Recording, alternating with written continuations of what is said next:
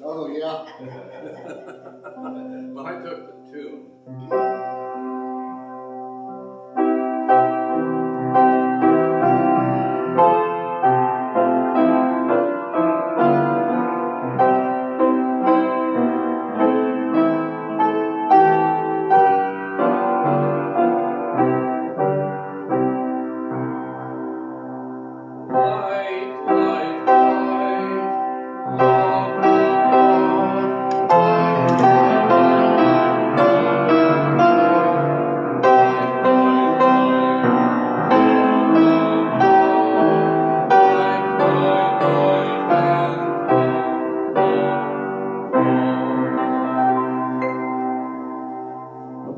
That was a short one. And Oh, Harm. it's easy to remember the words of something like that, too. Yeah. Yeah, I was waiting for I love you, you love me. Oh. Oh, Barney. It was beautiful though. It was. Yeah. Now to see if I can find some of that passion everybody's telling me I'm preaching with on Sunday night.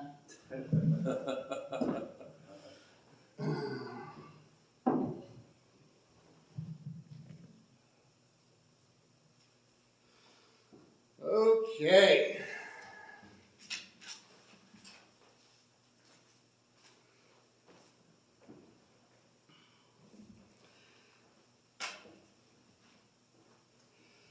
Okay, I'll be preaching into John 15, the vine and the branches.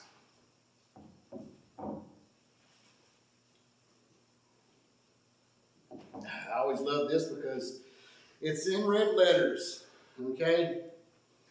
And yeah, that's what me and Corn Planter was talking about a while ago, was the fact that, I love preaching on the red letters because it's Jesus.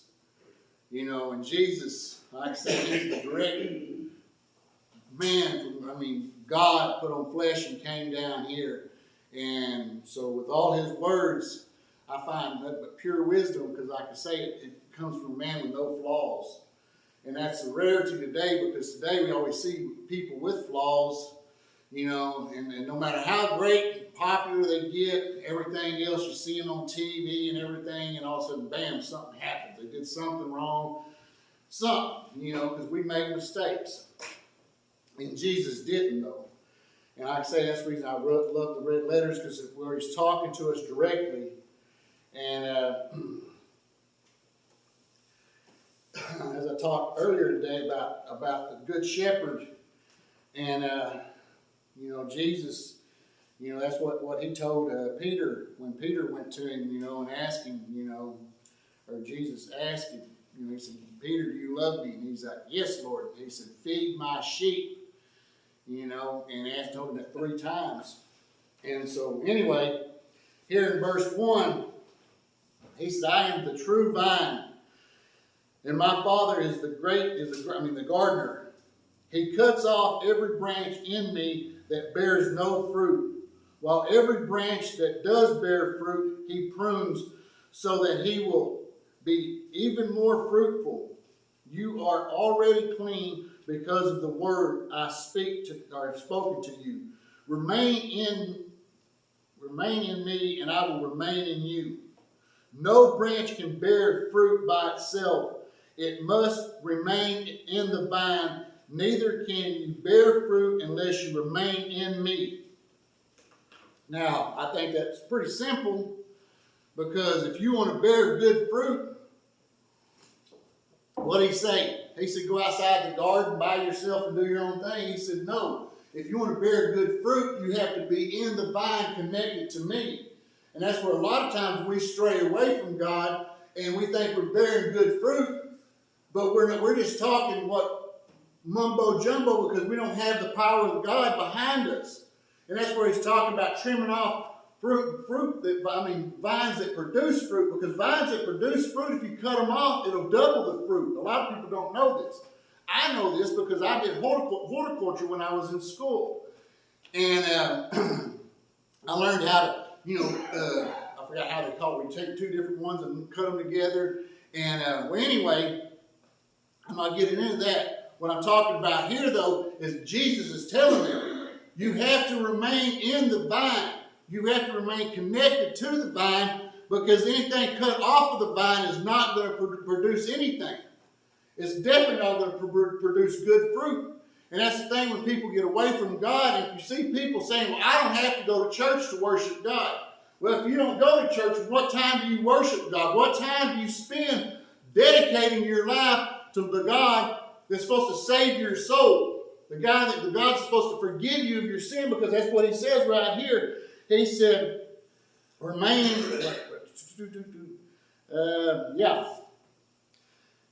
already clean because the word I have spoken to you. Remain in me, and I will remain in you. Remain in me, and I will remain in you. And that's what a lot of us do. We go to church, we get a little bit of Jesus in us, and then we think we're good, And we have this modern philosophy that people are teaching nowadays. It's such a, it's called this me feel good religion.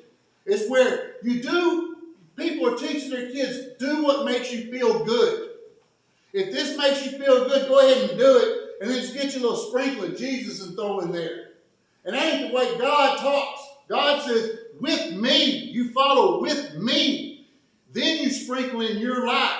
Your life is mainly through me. You live your life for me, not for yourself. And once we live ourselves for God, then we include ourselves and our lives into it. And the thing gets me about Christianity is like today, I might get emotional. No, I don't. I don't get emotional. But no, there's a kid that Kenny's dating. And this young kid reminds me so much of myself. Grew up with troubled parents. Grew up with in a trailer park. That sounds familiar, You know what good comes out of trailer parks, they say. Because trailer park are what? Trailer trash, But yet, this kid, like I said, I grew up in a trailer park at times. But this kid, he reminds me so much of myself. And the fact is, though, at this age, he's found God, and Kenny's helped him all the way to that. They read the Bible together, they study the Bible together, and then today he got baptized. I wanted to go there and be there when he got baptized, but I don't have a deacon to fill in for me, so, hey, we all have to make sacrifices. I did get to see the video of him. I did talk to him afterwards, and I was telling him how proud I was. And he said that he looked at me towards like a dad. And I said, well, I look to you like a son. Because that's what we're supposed to do. We're supposed to take people in, and brother and sister, mother and father, that's what we're supposed to do. We're supposed to have church family. Well, this kid he gets emotional like me. He cries easily. And that's what he was telling me. He said, you know what? He said, I'm kind of glad you wasn't here. I'm like, why is that? He said, because I would have been crying. That's the kind of connection me and him have. And it's such a good thing because, the devil has had such a foothold in our lives with our parents, with our parents sitting here and not raising us in God, through God. They definitely didn't have the vine. They were cut away from the vine. They didn't have the vine through them, so they didn't live through God like God. They didn't produce good fruit. They produced what? Bad fruit. And you know what bad fruit does? It gives you a nasty taste inside of your mouth. Because the parents that you're supposed to be having, the people that you hold up, that are supposed to teach you how to become an adult and learn how to live in this world and become a good Christian, they were not good Christians. And so we did not get that path in our life. So we fell short on that path. So we had to go through and learn what life was about. And it's like me, I was telling Jennifer the other night, we were sitting there talking, I said, you know what? I said, it's a good thing that I got God in my life, because you know what? He's prepared me for everything that I'm going to face. All the things I'm facing, He's prepared me for. And for some reason, because like dealing with the weight issue, I mean, I was 320 pounds at one time, and I was depressed and all this stuff. And God, He had me in this storm. He had, like I told y'all earlier, a good shepherd. He has you by that, he has that cane, that staff on you, keeping you from falling into that water. And you're hanging over the edge just looking at it. You think you're fixing to fall. That was me. I was fixing to fall. I was scared. But he wasn't going to let me. He wasn't going to let me. He pulled me back and got me out of depression and got me coming to church and learning about God and being able to preach His Word. And it's just like when I grew up. I grew up, this was what I was taught. Okay? This is the kind of toolbox I had growing up. On Friday night, you were to go out and drink all night, and get up, go to work Saturday morning, and then when you get off, start drinking all weekend. And then when you wake up Sunday morning, guess what you're supposed to start doing Sunday morning? Drinking again. Drink all day long. And I tried that for a while. I tried to make myself an alcoholic, and I couldn't do it because I'm like, I don't like this stuff. I like Dr. Pepper. I like Cokes. I like tea. I don't like feeling like this all day long. So God, there's people that do that. There's people that live for that. And that's the ones that were raising me. That was the ones I saw as my father figures in my life. This is what they taught me. And so I thought that's the way life was. This is what a man's supposed to do every Saturday and Sunday. The only thing I didn't want to take out was my stepdad used to go outside and he would get belligerently drunk before 12 o'clock and he would burn the chicken. Okay? He would pass out and the chicken would be burnt. So I learned, that was the only lesson I learned, is don't pass out before the chicken's cooked. And, but anyway, that was the vine I was in. That's what I was taught. And then now, I see this kid right now, and I'm trying to teach him to be fruitful. How to be connected to that vine and how to have good fruit that come through my life. So that way I can produce good fruit to y'all. To show y'all what I'm doing in my life. I'm living my life for God and having Him come through me and directing kids like this that need God's attention, need God's advice, and not the parents that taught them differently. Not like me, and that's what I'm wishing I had in my life when I was younger. But it ain't what God wanted me to do that for me. Because the thing is, let me tell you something. Not one thing happens in your life that God don't know about. He can stop it. He can stop it at any time. He can keep that loved one from being taken back, taken home. But the thing is, though, is He's putting you in that situation for a reason. He knows you're strong enough that you have enough faith that when He takes that person home, that you will be okay. And when He puts you in a storm, and you're in that storm, and you're thinking, man, I'm weak, God. I'm weak. It's kind of like the disciples when they were on that boat with Jesus, and all of a sudden that storm came in, and the waves started slashing up against the boat. And where was Jesus at? He was asleep. He was down underneath asleep. And they're like, hey man, ain't you worried? We're going to die. And what does He say? Ye of little faith. You're in a little storm and you're crying, oh, look at me, we're going to die. No! You think God was going to kill His only Son in that boat? No! Jesus wasn't worried about it. It's just a little storm. But we have a little storm in our life and we run away from the vine. We cut ourselves loose. We cut ourselves loose from that vine because we don't have that devotion, the dedication to Jesus that we need to have. When we go through a storm, we need to double down on Him. Now, right here it says, no branch can bear fruit by itself. It must remain in the vine. Neither can you bear fruit unless you remain in me.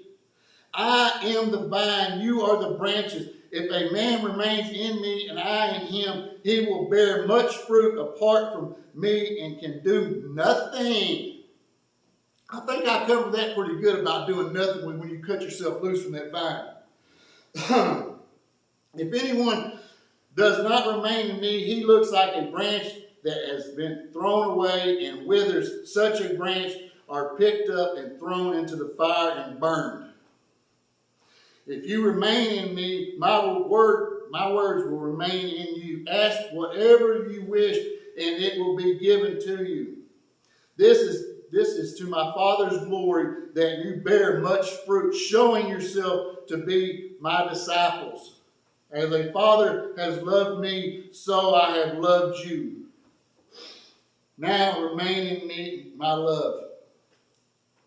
That's such knowing that the love I look for, the love I crave, the love this world craves. I mean, you see people nowadays that they're just looking for something that they can't have, something they think that they can find in another person, something they think they can buy, something they think that they can possess is going to give them that love and happiness in this world, which there's nothing but the love of God that can give us that. Once God has loved us and we stay in his love with his word, then we can take and share to other branches. Because he says right there, didn't he? What did he say? In 8, this is to my Father's glory, that you bear much fruit, showing yourself to be my disciples. Now, how do you look like if you're a good disciple? You think people say, man, you know what? I see that guy over there. Look how sad he looks. Look how sad he looks, you know. He's all crippled up and no happiness in his life. And you think, man, I want some of that. I want my life to be like that. Or do you see the guy that talks about God and has God in his life and just walks around in a good mood all day? All day. I very rarely have a bad day, because I wake up praying to God and I go to bed praying to God, because I love God. I want God in my life, and I go to him all the time. Because it's kind of like when I was talking about this morning with the Good Shepherd. You know, every time I feel like I'm trying to stray away, I pull back. Every time I think I'm finding happiness in something in this world, I drop it. Because this world is not happiness. This world is cold, it's bitter, and it's miserable. As long as we stay away from God. And when we come together, we can be happy. Because this is my favorite day of the week, Sunday. My favorite day of the week, because I get to see my church family. I get to preach his word. I get to talk about the love I have for Father and the love that Father has for me. And he's not trying to hurt me. He's not trying to give me advice. He's giving me the right advice in my life. Not what he thinks is better, what he knows. How many people know what's better for you in your life? There's a lot of people think they know what's better for you in life, but there's nobody that knows what's better for you in your life. And I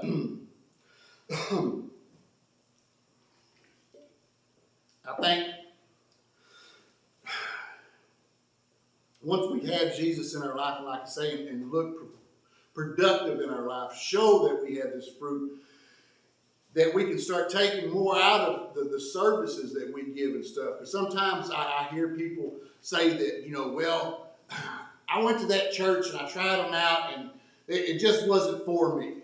I didn't get nothing from the service. Well, a lot of times you ask, what did you bring to the service? Did you bring an empty glass where you could try to fill it up with some of the knowledge, or did you bring a glass full of your own knowledge so now there's nothing to pour in there? It's kind of like what when I was out at GP and I was doing utility. Utility, you had to know all the jobs at takeoff, and so it was quite a task to train somebody to train them. And they put this one guy over there and said, you have 1 week to train this guy. Usually it takes a week just to train somebody on a forklift, let alone all the other 3 jobs that are required. And this guy, every time I'd look up, because if you have a changeover is when they go from 8-foot board to 10-foot board to 9-foot board, whatever. So you had to move some saws and everything else out, and then get the measurements, make sure it's at 9 feet, not 9.5 or something like that. Some reason people don't want to buy a board that's 9.5 inches long. But anyway, I'd look up and this guy was gone. I'm like, okay, where'd he go? And he finally showed up. He's like, okay, I'm ready for that changeover. I'm like, man, changeover was 30 minutes ago. I told you this. But anyway, the foreman got me into the office one day after about 3 days of training. He said, so you think this guy will be ready at the end of the week? I said, dude, let's look at it this way. My knowledge is like a big old glass right here, right? And you're trying to get my knowledge poured into a shot glass about this big, and so it's just overflowing. It's not staying in there. And there's no way. There's no way. And that's what about Christianity sometimes you can do. You know, you can come in and people just come in with that little shot glass. This is all I need to know. I just need to learn a little bit about Jesus and not a whole lot. Instead of coming in with a big old empty glass just trying to absorb everything they have. And the reason I say this is because when I got off the subject, but I'm going to get back to it. But Quentin was his name. When he got baptized today, you know, he was emotionally crying, happy. Tears of joy. You know how that felt the first time you found Jesus. When you found Jesus, you're like, oh my God, thank you. Thank you. I don't ever want to sin again. You know, that was your mentality. And he's going backstage to change. And there's a woman back there, and he's smiling, just glowing. And that woman's like, you look too happy.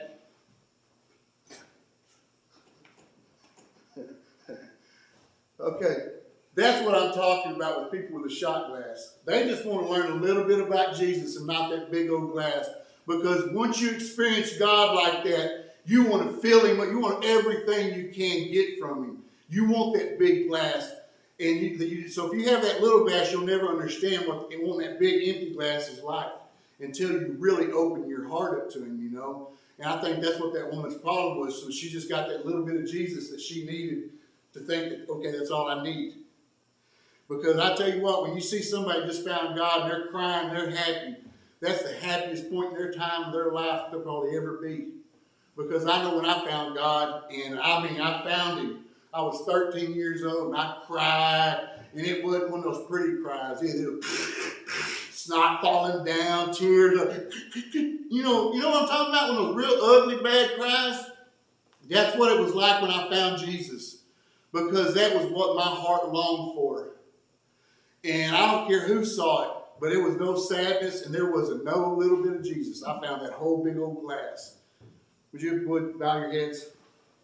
Heavenly Father, we thank you for tonight. Thank you for this church. We thank you for the music, our guests that you provide us with, Lord. We just thank you for all that you do, Lord. Just being able to share your glory and just sing your praise and just talk the love that you have, Lord. Just be a part of that vine, Lord. Just keep us connected to you, Lord. And let's just keep producing good fruit in your name, Lord. Just showing that to all the people. And let them want some of that good fruit too, Lord. We just thank you for all that you do. Just bless the people on the prayer list and just bless us with a good week. And just thank you for all that you do. In Jesus Christ's name I pray. And all God's people said, Amen. Thank y'all.